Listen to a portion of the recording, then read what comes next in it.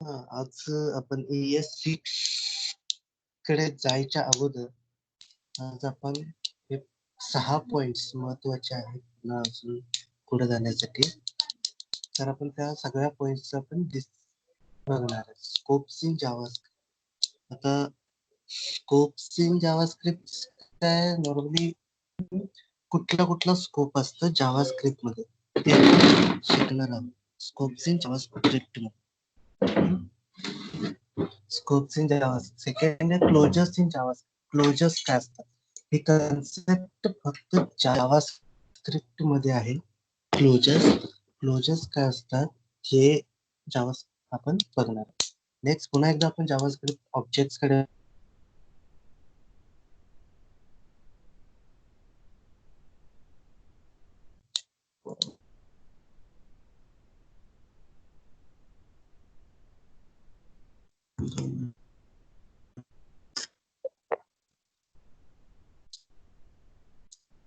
आवाज येतोय सगळ्यांना? आवाज येतोय? आपण काही पॉइंट क्लिअर करणार आहोत. हा ठीक. तर आज जे आपण पॉइंट क्लिअर करणार आहोत ते गेटर्स सेटर्स जसं कन्स्ट्रक्ट आपल्या नॉर्मल क्लासेस मध्ये तुम्ही अँड्रॉइड मध्ये किंवा आपल्या नॉर्मल क्लासेस मध्ये आपण गेटर सेटर मेथड्स यूज करत असतो. तुम्ही जावा स्क्रिप्ट मध्ये पण गेटर सेटर मेथड यूज करू शकता. ते कसे यूज करू शकता आपण ह्याच्यात बघणार. नेक्स्ट आहे कन्स्ट्रक्टर. जावा जसं प्रत्येक क्लासमध्ये कन्स्ट्रक्टर्स आहेत तसं जावा स्क्रिप्ट मध्ये पण कन्स्ट्रक्टर आहे. आणि थर्ड आहे जावास्क्रिप्ट इनहेरिटन्स म्हणण्यापेक्षा आपण सेकंड गोष्ट आहे और प्रोटोटाइप. प्रोटोटाइप म्हणजे एखादं ऑब्जेक्ट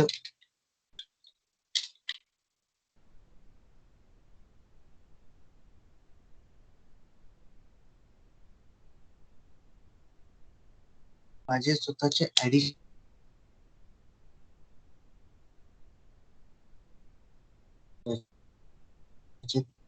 ऍड करू शकतो. तर मी ते कसं ऍड करू शकतो याच्या थ्रू बघणार आहोत. तर 5 मिनिटं होल्ड करा.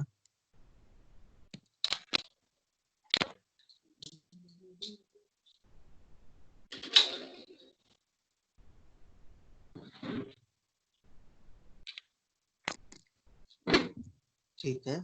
आपण कसं हे करणार ते बघणार. आपण ठीक आहे पहिल्यांदा चालू करू स्कोप्स पासून. जावा स्क्रिप्ट मध्ये व्हेरिएबल आणि फंक्शन यांचे स्कोप असतात. Normally Java scopes in Java script या पॉइंट आपण सुरुवात करतो. नॉर्मली जावा स्क्रिप्ट मध्ये दोन टाइपचे स्कोप असतात. एक फर्स्ट स्कोप असतो ग्लोबल स्कोप.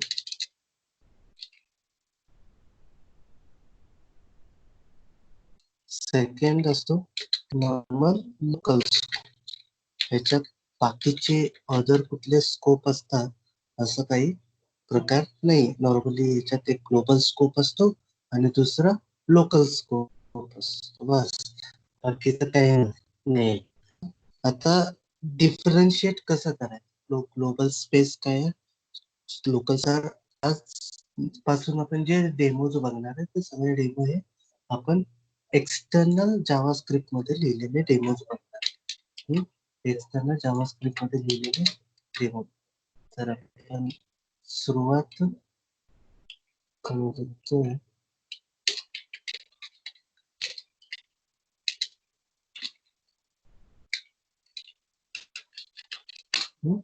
सुरुवात करतो आपण सिंपल. आता हे डेमो डॉट HTML जे आहे तुमची फाईल त्याच्यात मी नॉर्मल एक दो जावास्क्रिप्ट फाईल मी ऑलरेडी सेव्ह करून ठेवले. एक आहे डेमो डॉट जेएस आणि दुसरी आहे डेमो डॉट JS1. आता सिंपल ग्लोबल स्कोप आणि तुम्हाला नॉर्मल ऑब्जेक्ट स्कोप हे दोनच बघायचे. तर हे मी कसं बघू शकतो? सिंपल मी काय केलं डेमो डॉट जेएस मध्ये मी ओपन करतोय फंक्शन्स. ह्याच्यात जर मी बघितलं ह्याच्यात अजून एक कन्सेप्ट आहे ज्या ह्या स्कोप्स मधून कन्सेप्ट स्क्रिप्ट मध्ये होइस्ट म्हणून कन्सेप्ट जावास्क्रिप्ट मध्ये हे काय आहे आपण लगेच बघू. होइस्ट कन्सेप्ट जावास्क्रिप्ट होइस्ट काय आहे हे ह्या स्कोप वर डिपेंड असतं. आता नॉर्मली एक फंक्शन मी डिफाईन केलं, फंक्शन डिफाईन केलं, त्याच्या फंक्शन म्हणण्यापेक्षा मी व्हॅर करण्यापेक्षा व्हॅर ए इक्वल टू 100 दिलं. त्याच्यात खाली मी दिलं फंक्शन प्रिंट, फंक्शन प्रिंट. आता ह्या प्रिंटला मी ही जावास्क्रिप्ट फाईल तुमच्या जावास्क्रिप्ट फाईल मी HTML मध्ये ऍड केली आहे ऍज अ एक्सटर्नल रेफरन्स म्हणून मी तिथला मेसेजचा जो आपला स्पॅन आहे मी तो ऍक्सेस करू शकतो. त्यामुळे मग मी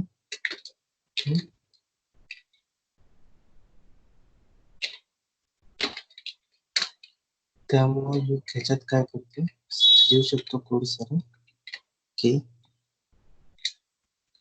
बोल्ड मध्ये मी लिहितो value of A is a. आता हा जो व्हेरिएबल आहे ग्लोबल. ग्लोबल स्कोप काय असतो, पूर्ण हे जे जोपर्यंत फाईल अलाइव्ह तोपर्यंत हा व्हेरिएबल कुठेही ऍक्सेस होऊ शकतो. जसे की आता आपण सिंपल ग्लोबल मी फाईल रन करतोय, तुम्ही जर इथलं मी स्क्रिप्ट टॅग जे मी बनवलेलं आहे स्क्रिप्ट टॅग मी इथं नॉर्मली डेमो.js इन्क्लूड केले आणि तुमचं जे स्पॅन बनलं स्पॅन नंतर मी एक स्क्रिप्ट टॅग टाकले. त्या स्क्रिप्ट टॅग मध्ये तुमचा हा डेमो.js मधलं प्रिंट फंक्शन कॉल करतो.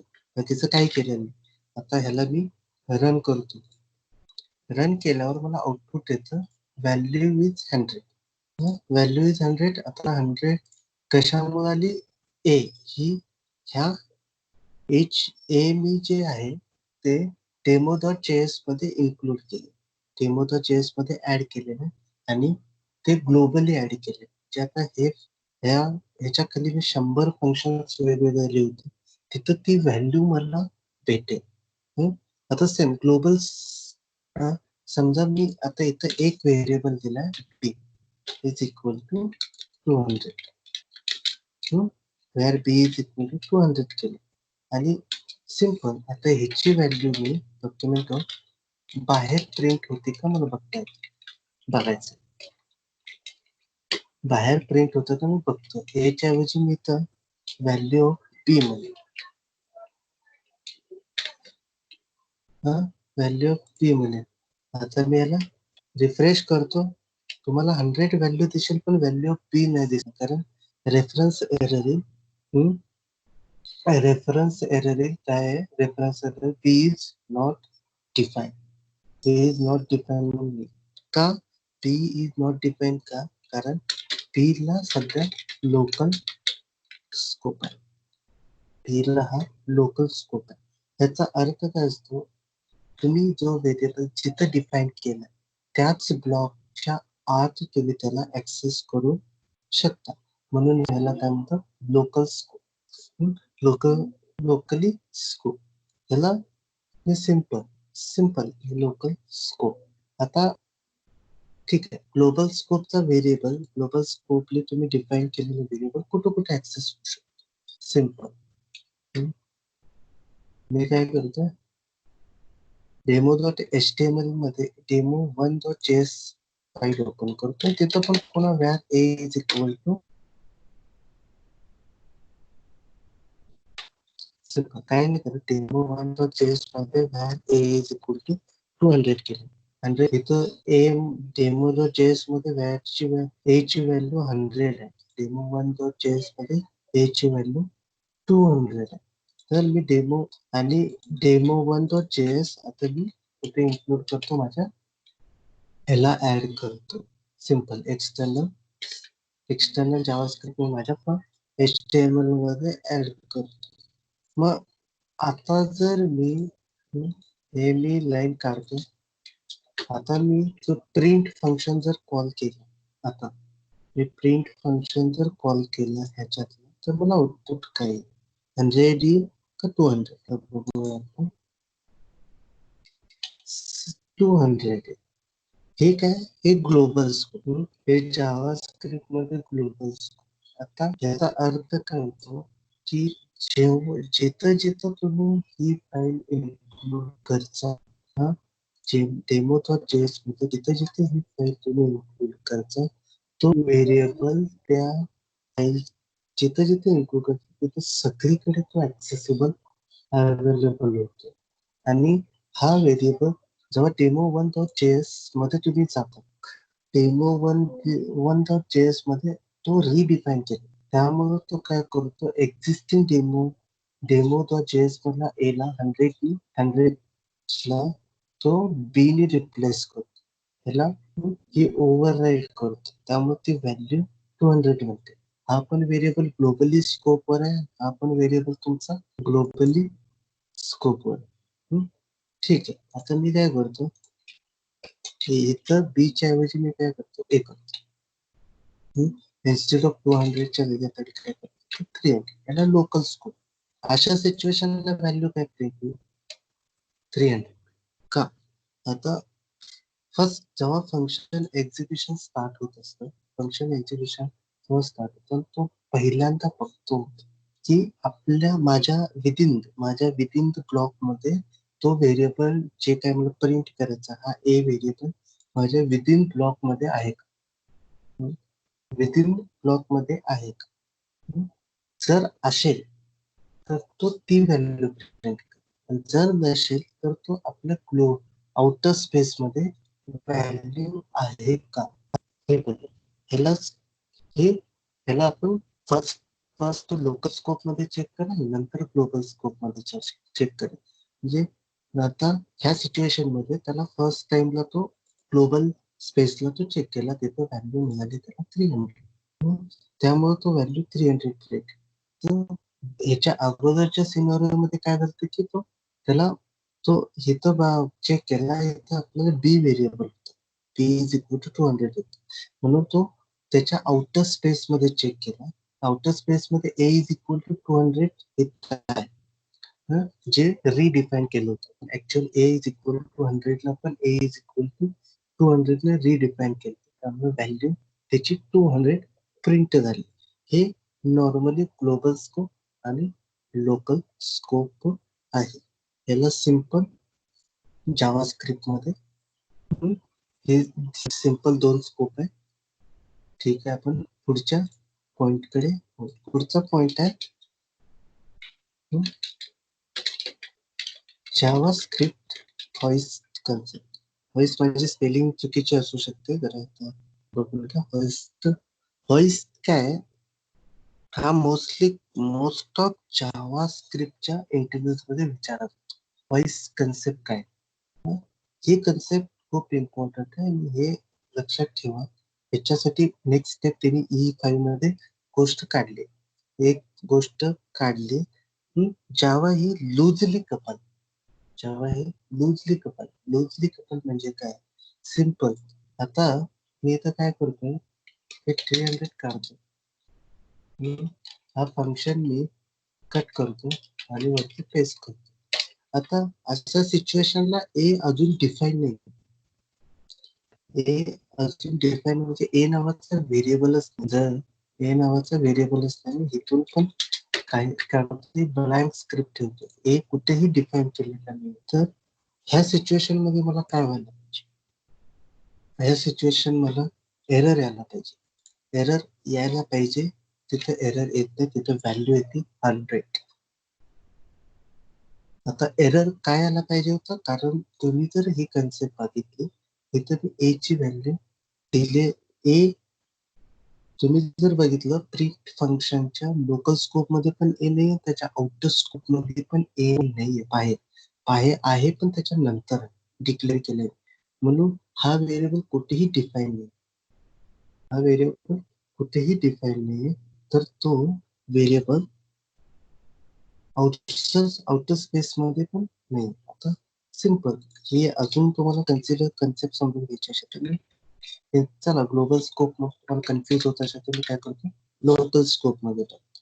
ह्याच्यावरून तुम्हाला क्लिअर होईल की ग्लोबल स्पेस मध्ये कसं आपण फंक्शन कॉल केल्याने पण ए हा व्हेरिएबल व्हॅल्यू डिफाईन होते, मग त्यावेळेस व्हॅल्यू पाहिजे. आता आता तर एरर यायला पाहिजे का?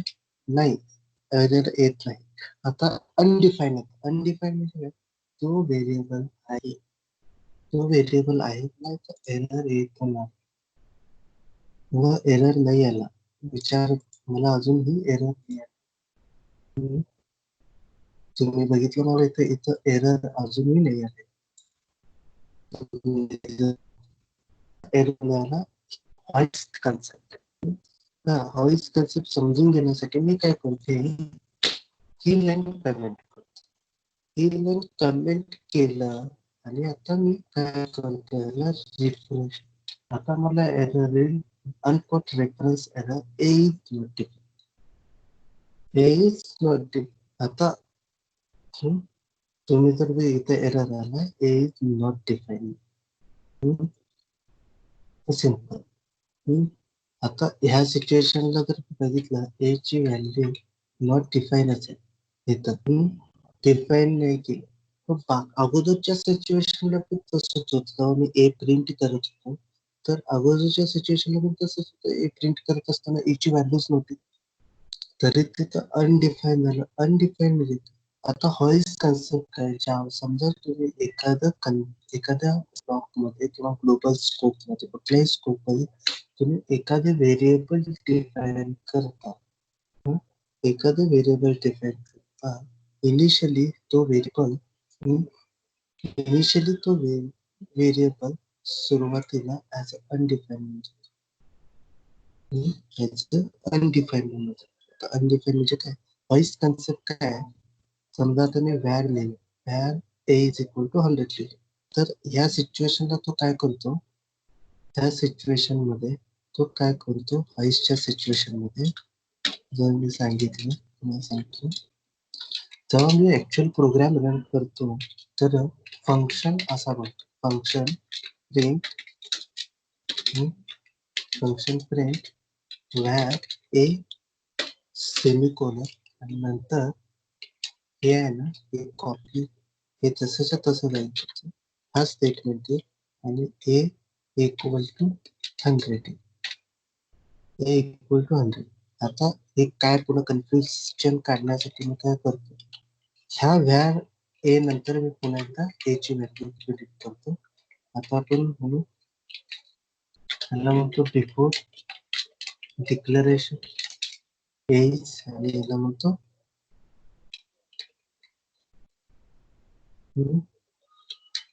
the value of a before declaration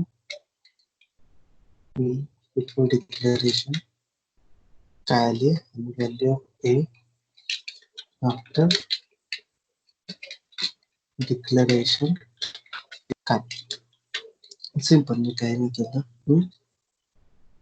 तुमचं कन्फ्युजन क्लिअर करण्यासाठी आता मी रिफ्रेश करतो. Value of A after declaration काय आलं, कारण मी तो प्लस कॉन्कॅटिनेशन नाही केलं, अगोदरच्या हेच कॉन्कॅटिनेशन नाही केलं. तर मी अगोदरचा जो डेटा प्रिंट झाला मी त्याला कॉन्कॅट करून प्रिंट करतो, म्हणजे दोन्ही आउटपुट मला येते. मला before value of before declaration is undefined. तर मी काय करतो, सिम्पली हे दोन्ही व्हेरिएबलची व्हॅल्यू कन्सोल मध्ये प्रिंट करतो. Console dot log value of a before declaration is a. Value of a before declaration is a, and next same मी ह्याच्यासाठी करतो, इथं मी console dot log value of a after declaration console मध्ये दोन्ही value print करू. प्रत्येक वेळेस मला PR टाकून स्टायलिंग करायची गरज नाही पडली पाहिजे. व्हॅल्यू ऑफ ए हे बिफोर डिक्लेरेशन इज अनडिफाईन, म्हणजे सुरुवातीला तो अनडिफाईन होता, तो व्हेरिएबल इनिशियलाइज झाला, त्याची व्हॅल्यू अनडिफाईन झाली.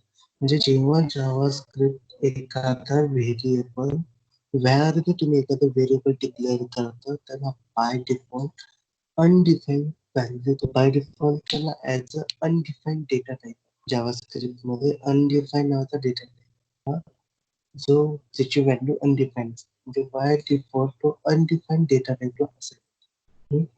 आणि जेव्हा मग नंतर आफ्टर डिक्लेरेशन मी त्याला var A is equal to 100 केलं, तर तो काय झाला, व्हॅल्यू प्रिंट झाली 100.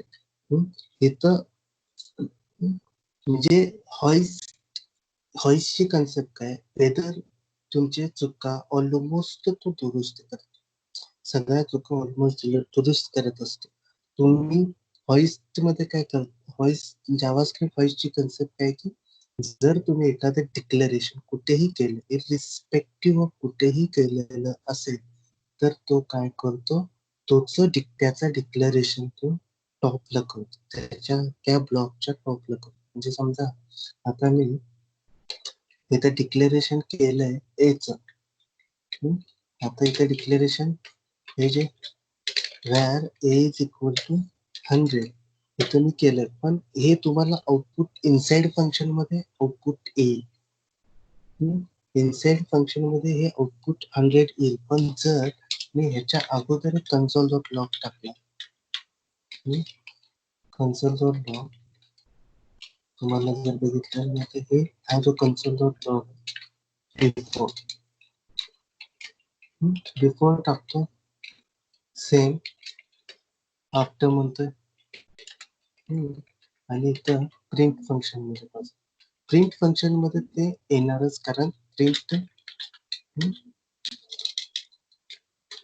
Inside print function value is a. Simple. Print function मध्ये ते व्हॅल्यू येईल, हे कन्फर्म, कारण जेव्हा आपण ही फाईल इन्क्लूड करतो JS मध्ये, तो पूर्ण कोड कंपाईल होतो, तो व्हेरिएबल तिथंच इनिशियलाइज होतो, म्हणून ए ची व्हॅल्यू 100 तिथं इनिशियलाइज झालेली असते बिफोर प्रिंट फंक्शनचा कॉल व्हायच्या अगोदर, प्रिंट फंक्शनचा कॉल व्हायच्या अगोदर. जर आता इथं आपण इथं आपण फंक्शनला कॉल देऊ शकतो, कारण याच्यात आपण कुठलेही HTML चा टॅग एलिमेंट वापरत नाही, जे लोड होण्यासाठी आपल्याला तसं काही नाही होत. तिथं आपण फंक्शन कॉल देऊन पण ही पण व्हॅल्यू आपण अनडिफाईन येते हे चेक करू शकतो. सिंपल मी रिफ्रेश करतो, व्हॅल्यू ऑफ बिफोर डिक्लेरेशन पण अनडिफाईन, व्हॅल्यू आफ्टर डिक्लेरेशन इज 100 आणि इनसाइड फंक्शन व्हॅल्यू इज 100. मग हे कन्सेप्ट काय, हॉइसची कन्सेप्ट. हॉइस काय करतं, टॉप ऑफ तुम्ही ज्या स्कोप मध्ये तो व्हेरिएबल व्हॅरचं डिक्लेरेशन केलंय, त्या स्कोपच्या टॉप मध्ये तो त्या व्हेरिएबलचं डिक्लेरेशन करतो, असाइनमेंट नाही, डिक्लेरेशन करतो. डिक्लेरेशन म्हणजे काय, म्हणजे ह्या सिच्युएशन फंक्शनच्या सिच्युएशन मध्ये सांगितलं, जे व्हॅर ह्या सिच्युएशन मध्ये तुम्हाला असं डिक्लेरेशन, सिंपल ह्या डिक्लेरेशन मध्ये व्हॅर ए असं डिक्लेरेशन, हे डिक्लेरेशन व्हेरिएबल्स हे जावास्क्रिप्ट मध्ये डिक्लेरेशन, भलं तुम्ही var A is equal to 100 लिहिलं, जावास्क्रिप्ट त्याला ए इज इक्वल टू नंतर 100, जावास्क्रिप्ट नंतर त्याला ए इज इक्वल टू 100. मग आता तुम्ही ह्याच्यात पहिल्यांदा जेव्हा तो कंपाईल करत असतो, त्यावेळेस तो चेक करतो की तुम्ही त्या ग्लोबल स्पेस कुठल्याही स्कोप मध्ये तुम्ही किती व्हेरिएबल्स डिफाईन केलेत ऍज अ व्हॅर की, कारण जावास्क्रिप्ट मध्ये व्हॅर केली तुम्ही किती डिफाईन केलेत. आता मी डिफाईन केलेत ऑलमोस्ट एकच व्हेरिएबल डिफाईन केला ए, मग तो पहिला ए ला डिफाईन केला या ग्लोबल स्कोप मध्ये. त्याच्यानंतर काय डिफाईन केलं की फंक्शन, तो फंक्शन हा प्रिंट फंक्शन डिफाईन करतो, म्हणजे रिअरेंजमेंट करत असतो जावास्क्रिप्ट, स्वतःहून रिअरेंजमेंट करतो. मग नंतर कन्सोल डॉट लॉग प्रिंट करतो हा value, console dot log value हा प्रिंट करतो. त्याच्यानंतर हे जे आपण var A is equal to 100 दिले त्याला तो कन्वर्ट करतो व्हॅर 100 ला, आणि त्याच्यानंतर जे डिक्लेरेशन आफ्टर कन्सोल प्रिंट होतं हे असं तुमचं जावास्क्रिप्टचा कोड कन्वर्ट होतो ऑटोमॅटिकली, जे आपल्याला दिसत नाही. आपल्या तुम्ही जर सोर्सेस मध्ये जर गेला आणि तुम्ही जर डेमोच्या चेंज मध्ये आपण जसं जावास्क्रिप्ट लिहिलं तसंच ते दिसतं, पण तुम्ही आफ्टर रेंडरिंग फंक्शन तुम्ही हे तसंच दिसतं, पण हे तुम्हाला मी काय आपली स्क्रिप्ट जशी इन्क्लूड केल्या तर तसंच दिसतं, पण इंटरनली जावास्क्रिप्टचे डिक्लेरेशन तो असं करतो. ह्याला हॉइस्ट कन्सेप्ट म्हणतात. समजा तुम्ही इथं where b is equal to 500 दिलं, तर तो काय करतो ह्या फंक्शन मध्ये पहिल्यांदा where b डिफाइन करतो आणि नंतर इथं नंतर तुमची जी असाइनमेंट जिथे केली तिथं फक्त त्याच्या समोरचं तुमचं व्हॅर करतो. ह्याला काय म्हणतात, त्याला टॉप मोस्ट घेऊन त्या स्कोपच्या टॉपला तो डिफाइन करतो. याला काय म्हणतात जावास्क्रिप्ट हॉइस्ट कन्सेप्ट. आता ही जी प्रॅक्टिस आहे ही चुकीची प्रॅक्टिस का, कारण मी व्हेरिएबल कुठेही डिफाइन करतोय, त्याला व्हेरिएबल डिफाइन करायच्या अगोदर मी त्याला ऍक्सेस करतोय, मग अशा सिच्युएशनला ती व्हॅल्यू अनडिफाईन जाते. मग मला एरर पाहिजे. मला जर मी असं काही चुका करत असेल, मी अगोदर व्हेरिएबल डिफाइन करतोय नंतर त्या व्हेरिएबलची व्हॅल्यू ऍक्सेस करतो, तर मला तिथं एरर पाहिजे. तर ते मी एरर कसा देऊ शकतो, मला ते एरर डिफाइन दाखवायचं, तर मला सिंपल वरती एक लाईन वापरायची तुम्हाला, यूज स्ट्रिक्ट सिंपल एक डबल कोट मध्ये एक लाईन द्या स्ट्रिक्ट मध्ये. आता मी काय करतोय, जाऊन रिफ्रेश करतोय,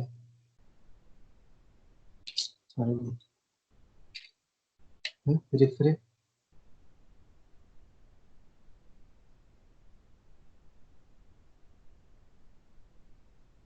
तुम्ही जाऊन रिफ्रेश केलं,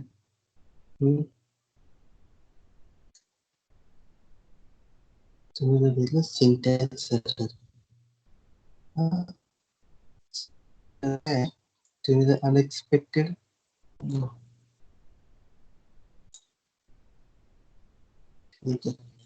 खाली हे क्लोज केले मी.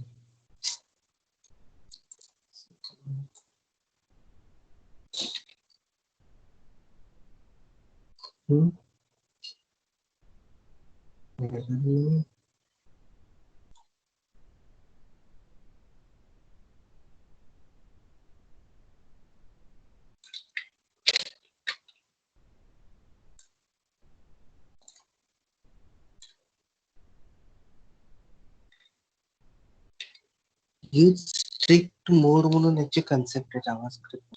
त्या कन्सेप्टचा तुम्ही वापर करू शकता, ज्याच्यातून तो काय करेल, जर तुम्ही एखादा व्हेरिएबल डिफाईन नाही केला आणि त्याची व्हॅल्यू तुम्ही यूज करता तर ते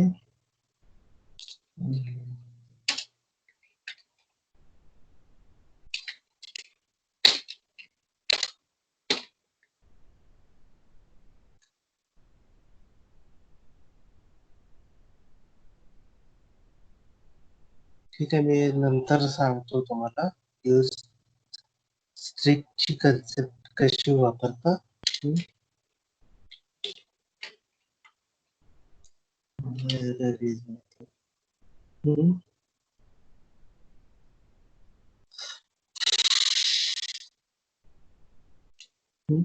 हे यूज स्ट्रिक्ट म्हणून एक टाईप स्क्रिप्ट मध्ये आपण जेव्हा पुढे जाऊ त्यावेळेस याचा यूज होईल. जावास्क्रिप्ट मध्ये बाय डिफॉल्ट एक त्यांनी कन्सेप्ट दिले यूज स्ट्रिक्ट म्हणून, यूज स्ट्रिक्टचा तुम्ही वापर करू शकता.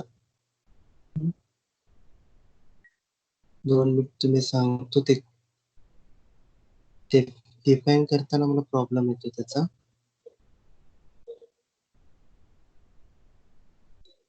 str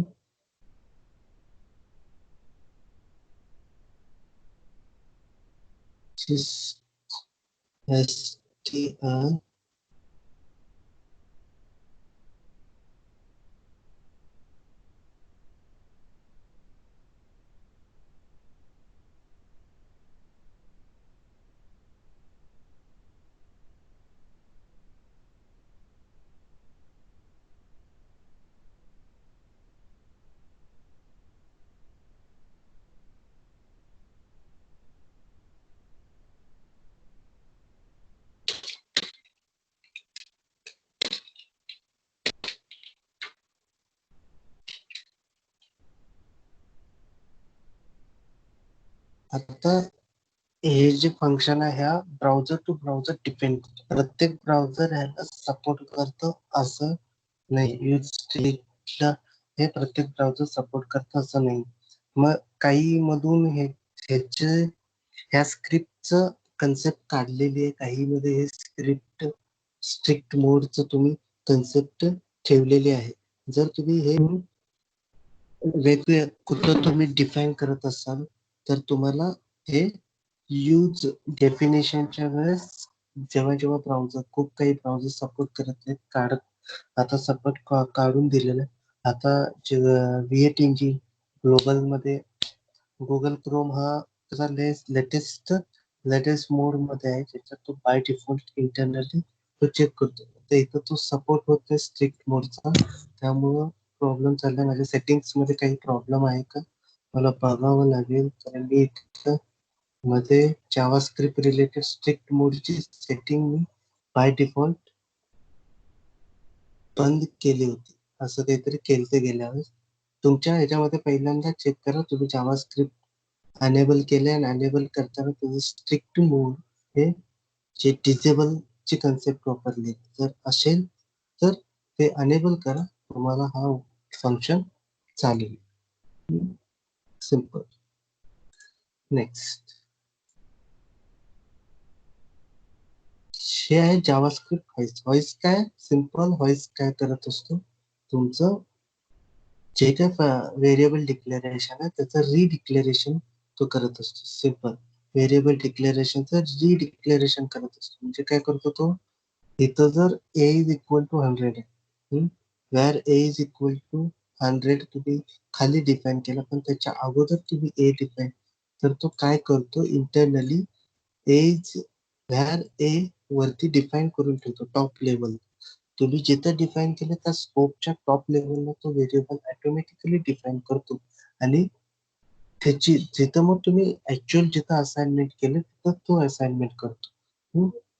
आता सेकंड कन्सेप्ट ठीक आहे, हे हॉइस्ट मध्ये तुम्ही हॉइस्ट करा किंवा हे करा, var A is equal to 100 इथं करा आणि ए इक्वल टू 100 असं करा. ए इज इक्वल टू 100 केलं, आता सेम केलं तरी एरर नाही येणार, कारण कन्सेप्ट काय तुमचं आउटपुट येईलच. इथं आउटपुट येणारच. आता इथं जरी मी a is equal to 100 define केलेलं असेल तरी तो काय करतो, a equal to 100 a equal to 100 करतो. आता म्हणजे जेव्हा कधीही जावास्क्रिप्ट स्वतःहून जावास्क्रिप्ट मध्ये जरी तुम्हाला सिंटॅक्स मध्ये तो व्हेरिएबल डिक्लेरेशन आणि असाइनमेंट सोबत करायला होते, पण इंटरनली तो व्हेरिएबल डिक्लेरेशन आणि असाइनमेंट सेपरेट करतो. आता हे का, ह्याचं कारण एकच आहे की तो काय, ह्याचं कारण सिंपल एकच कारण आहे की तो काय करत असतो, त्या फंक्शन त्या स्कोप मध्ये किंवा ऑथरच्या स्कोप मध्ये एकच व्हेरिएबल तुम्ही 10 वेळाही डिफाईन करू शकता, 10 वेळा डिफाईन करू शकता. त्यामुळे मग ते सगळे रिडिफायनिंग प्रोसेस टाळण्यासाठी त्यांनी हे हॉइसची कन्सेप्ट वापरली. रिडिफायनिंग प्रोसेस टाळण्यासाठी हॉइसची कन्सेप्ट वापरली. तुम्ही var A is equal to 100 तुम्ही हे var A is equal to 100 केलं, परत तुम्ही 10 करू शकता, असं तुम्ही 5 करू शकता. इथं कुठेही तुम्हाला एरर येत, इथं कुठेही एरर येणार. आता मी ह्या जर ह्याच्या तुम्ही जर बघितलं व्हॅर मी ए ला मी 4 वेळा वेगवेगळ्या प्रकारे डिफाईन केलं, 4 वेळा वेगवेगळ्या व्हॅल्यूने डिफाईन केलं. पण जेव्हा ऍक्च्युअल प्रोसेस होते जावास्क्रिप्ट मध्ये, तो व्हेरिएबल एकदाच डिफाईन तो व्हेरिएबल एकदाच डिफाईन होतो, भलं तुम्ही त्याला 4 वेळा वापरा, 4 वेळा डिफाईन केलं. Var A is equal to 100, 4 वेळा व्हॅरचा वापर करून 4 वेळा डिफाईन तरी तो एकदाच डिफाईन होतो. आणि पुढच्या वेळेस तो फक्त तुम्ही जे var A is equal to दिलं तिथं असाइनमेंट वापरतो, म्हणजे थोडं 10 आहे, थोडं 5 आहे, आणि नंतर 100. ही हॉइसची कन्सेप्ट आहे. समजलं सगळ्यांना? समजलं?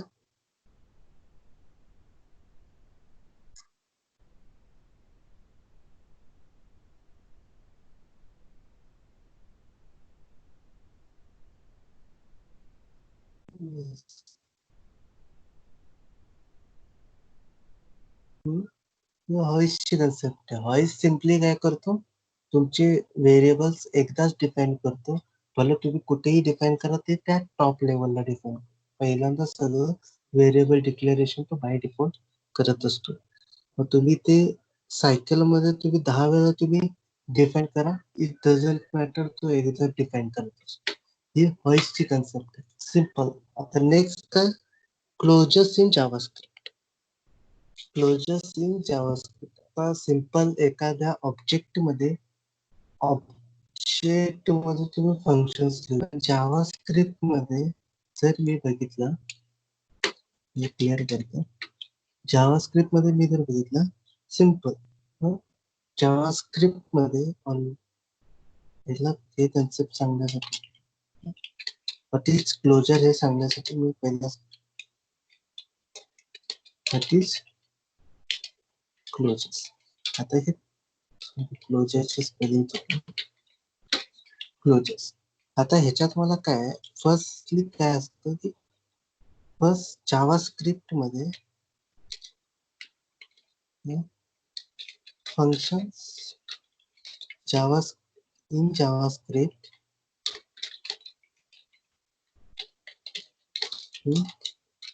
functions are objects. पहिल्यांदा काय जावास्क्रिप्ट मध्ये सगळे फंक्शन्स हे बाय डिफॉल्ट ऑब्जेक्ट असतात. जसे की ऍरे आहे, तो पण ऑब्जेक्टच असतो. आणि नॉर्मल ऑब्जेक्टचा ऑब्जेक्ट असतो, तसं जावा फंक्शन्स पण ऑब्जेक्ट असतात. मग एखाद्या ऑब्जेक्ट मध्ये मी अजून एक ऑब्जेक्ट लिहू शकतो किंवा फंक्शन लिहू शकतो. मग तसंच 3 पॉइंट, तसंच मग तुम्ही you can define function inside another in JavaScript. Simple.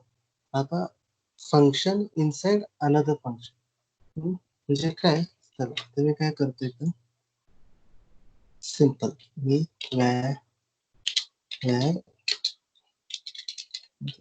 Function add integer number number दिला, ऍडिशनला एक नंबर घेत येतो, आणि ह्याच्यात मी अजून एक फंक्शन लिहितोय, function add two. Add two म्हणून मी ऍड करतोय, त्याच्यात पण मी व्हेरिएबल नाव वेगळं देतो, सेम नेट नाव देतो, त्याला num1. आणि ह्याच्यात मी काय रिटर्न करतोय, num plus num1. Simple, num plus num1 हे मी डिफाईन केलं. आता मी जेव्हा रिटर्न करतोय तेव्हा मी हे ऍडिशन रिटर्न करत नाही, मी ऍड टू करतो, ऍड टू ला रिटर्न करतो. सिंपल ऍड टू ला रिटर्न करतो. मी फंक्शन कॉल केलेलं नाही, लक्षात ठेवा, मी ऍड टू ला रिटर्न केलं, मी फंक्शन कॉल केलेला नाही. फंक्शन कॉल म्हणजे काय, तुम्ही ह्याच्या समोर ब्रॅकेट्स, ओपनिंग आणि क्लोजिंग ब्रॅकेट देऊन एखादा नंबर पास करता, तर तो फंक्शन कॉल होतो. आता सिंपल मी इथे एक व्हेरिएबल डिफाईन करतो, num1. num1 इक्वल टू मी ऍड 50, ऍड 50 म्हणतो. सिंपल. आता मी कन्सोल डॉट लॉग करतो. लॉग करतो तर मी num1 ला प्रिंट करतो. num1 ला प्रिंट करतो. मला काय ऍडिशन येते का मी बघतो. सिंपल ऍडिशन येते का नाही तर मी जातो रिफ्रेश केलं 2 मिनिटं. हे प्रिंट फंक्शन मी इथलं काढतो. हे जावास्क्रिप्ट मधलं प्रिंट मेथडला कॉल करतो. प्रिंटरचा तो मेथड कॉल करतो त्यामुळे तो सारखा एरर. ठीक आहे. आता जर तुम्ही बघितलं मला इथं काय आलंय फंक्शन आलंय. num1 हा स्वतः एक फंक्शन आहे जो फंक्शन काय ऍड टू नावाचा फंक्शन. सिंपल तुम्ही जर बघितलं फंक्शन एफ म्हणजे फंक्शन आहे. जर तुम्हाला कन्सोल मध्ये एफ दिसत असेल तो फंक्शन आणि त्या फंक्शनचं नाव आहे ऍड टू. त्याला एक व्हॅल्यू तो रिटर्न करतो नम प्लस नम. नम प्लस नम. आता सिंपल. आता आपण नेक्स्ट स्टेप बघा म्हणजे हा पण num1 पण स्वतः तुम्हाला अजून एकदा कन्फ्युज जर असेल टाइप ऑफ मी वापरतोय. तुम्ही जर बघितलं तर type of objective instead of एखादा नंबर येण्याच्या ऐवजी त्याचा टाइप ऑफ ऑब्जेक्टिव्ह हे जर रिफ्रेश केलं तर बघा फंक्शन आहे. टाइप ऑफ फंक्शन आहे.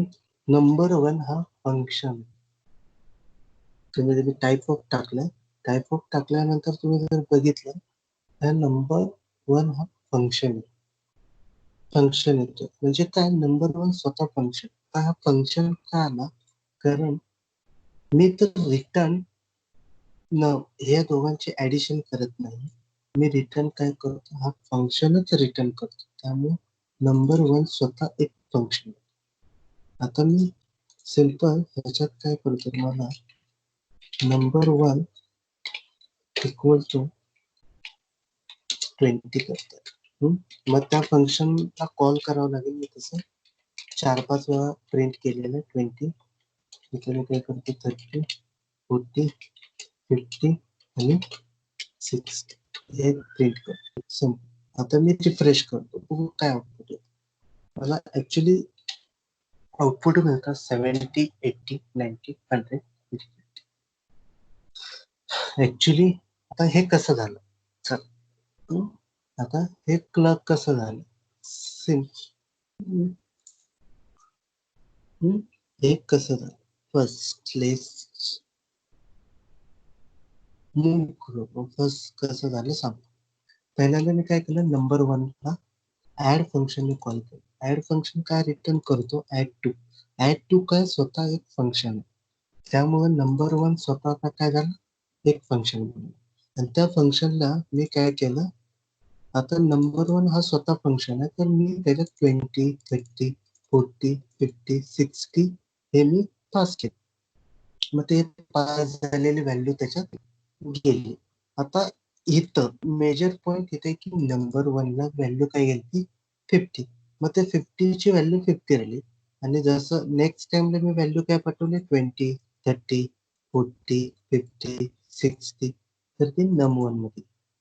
num1 ला मी व्हॅल्यू त्यामुळं 50 प्लस 20 70 आलं 50 प्लस 30 80 आलं 50 प्लस 40 90 आलं 50 प्लस 50 प्लस 50 100 आलं आणि 50 प्लस 60 110 आलं.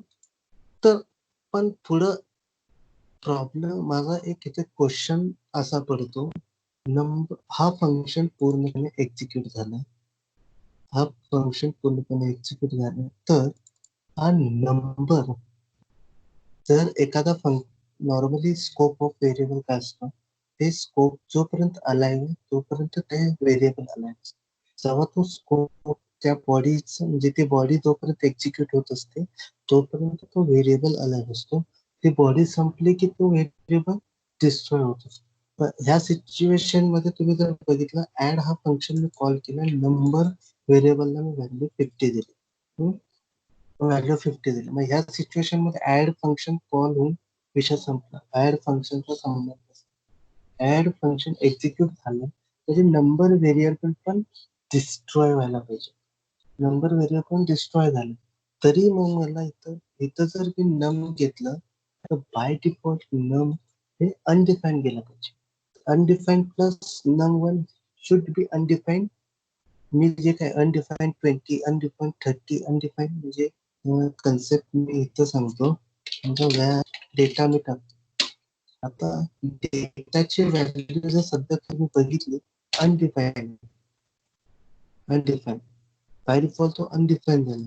आता मी ह्याला अनडिफाईन प्लस पहिल्यांदा जी मी नमोनची व्हॅल्यू पाठवली 20, मला आउटपुट आला मॅप.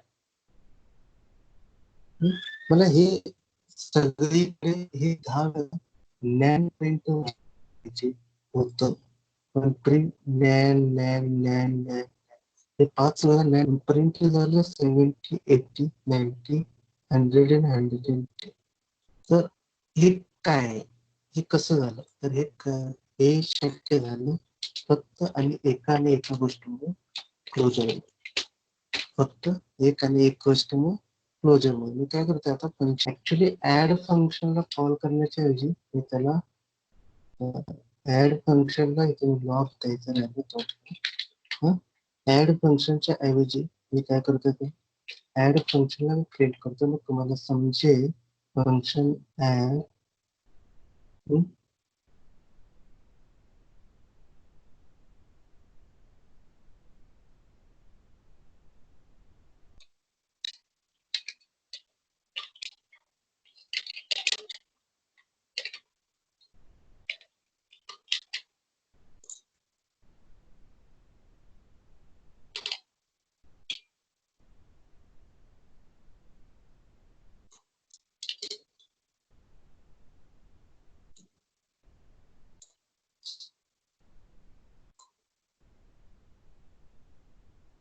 मी काय करतोय demo.js सांगतो.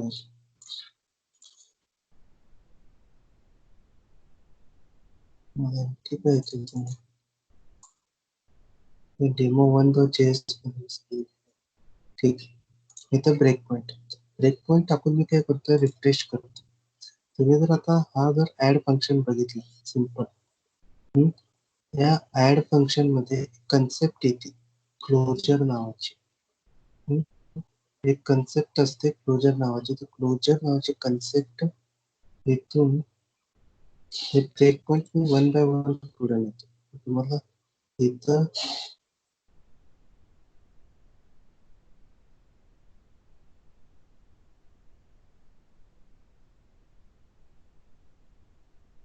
आता हे ऍड मध्ये ऑलरेडी हा एक ऑब्जेक्ट आहे. फंक्शन हा ऑलरेडी एक ऑब्जेक्ट आहे. ह्या ऍड मध्ये जर मी गेलं सिंपल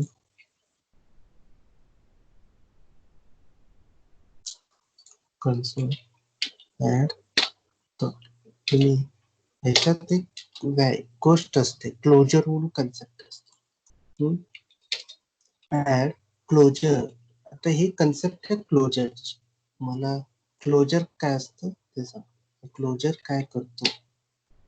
सिंपल क्लोजर मला एकच काम करून देतो. Closure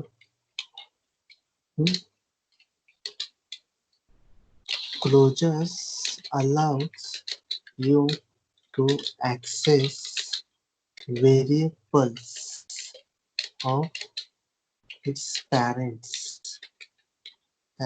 function even if function is fully executed. Simple, काही नाही याच्यात. क्लोजर तुम्हाला अलाउ करत असतं, allows you to access variable of its parent function even if function is fully executed. आता इथंच मी ती कन्सेप्ट सांगतो. ऍड हा फंक्शन मी इथं कॉल केलाय. ऍड हा फंक्शन मी इथं कॉल केलेला आहे. ऍड मध्ये जर मी 50 टाकलेला असेल, ऍड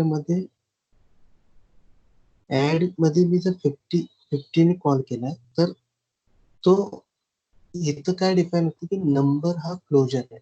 फर्स्ट तेव्हा सुरुवातीला चेक होतं नंबर हा क्लोजर आहे. नंबर हा क्लोजर, नम हा व्हेरिएबल क्लोजर मध्ये येतो आणि मग ह्याचा जो रेफरन्स आहे तो डिस्ट्रॉय नाही केला जातो. ह्याचा रेफरन्स डिस्ट्रॉय नाही केला जातो. ह्याचा रेफरन्स कुठं पाठवला जातो? इथं पाठवला. याचा रेफरन्स तुम्हाला तिथं पाठवला जातो आणि ह्या रेफरन्सला तुम्हाला ह्या रेफरन्स मध्ये तुम्ही जर ह्या नंबर मध्ये ऍक्च्युली रेफरन्स असतो कुठला तुमच्या ह्याचा जावास्क्रिप्टच्या त्या जो सुरुवातीला इनिशियलाइज झाला त्या व्हेरिएबलचा रेफरन्स तिथं असतो आणि हा रेफरन्स तुम्हाला चेक करायला मग ह्या रेफरन्सची व्हॅल्यू तुम्हाला जेव्हा इथं मी नम प्लस नम वन करतो ह्याच्यात जो रेफरन्स नोट झाली ह्या रेफरन्स वरची व्हॅल्यू तुम्हाला इथं ऍडिशनला तो देत असतो म्हणजे जेव्हा जावा स्क्रिप्ट हे ऍड करत असतो जेव्हा जावा स्क्रिप्ट ह्याला ऍड करत असतो तेव्हा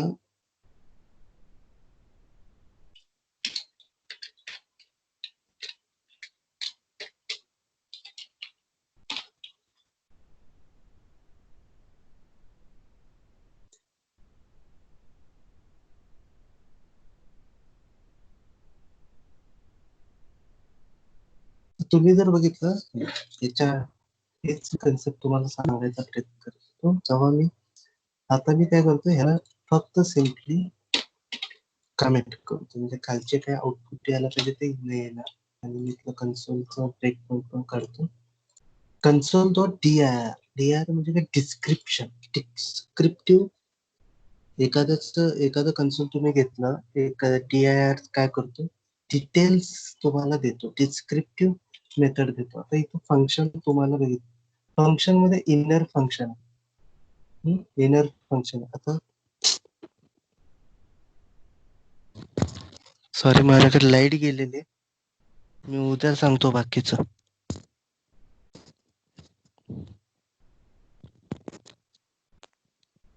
हॅलो उद्याच मी क्लोजरला कंटिन्यू करतो आमच्या इथं लाईट गेलेली आणि उद्या जर लवकर लाईट गेल्या घरी लाईट गेल्या त्यामुळे पीसी बंद झाला मी सांगू शकत नाही आणि मोबाईल मधून पण सांगू शकत नाही कारण मोबाईल मध्ये एडिटर नाही तर आपण उद्या हा सेशन कंटिन्यू करू